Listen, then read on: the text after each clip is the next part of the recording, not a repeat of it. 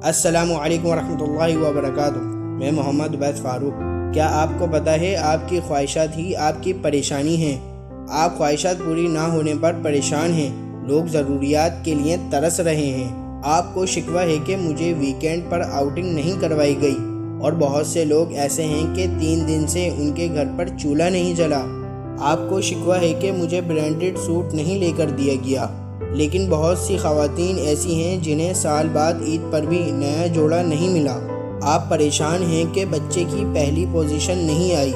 بہت سی خواتین کے بچے غربت کی وجہ سے اسکول ہی نہیں گئے۔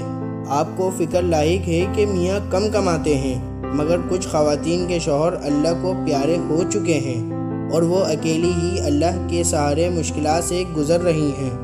آپ کو ٹینشن ہے کہ میرا گھر بڑا نہیں ہے، لیکن بہت سے لوگ کرائے کے مکان میں رہتے ہیں۔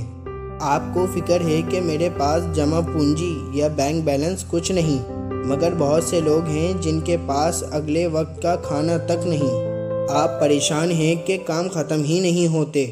بہت سی ایسی خواتین ہیں جو بیمار ہیں، دوسروں کی محتاج ہیں۔ اللہ نے آپ کو صحت اور ہمت دی ہے، کسی کا محتاج نہیں بنایا۔ اپنی سوچ کو وسعت دیں۔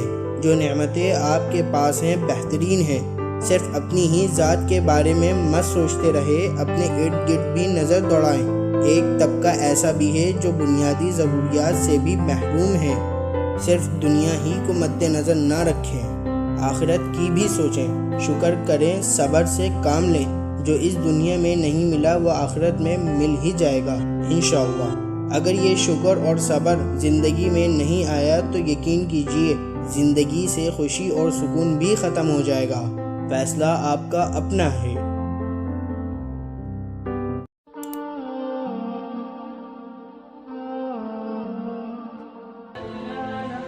Thanks for watching.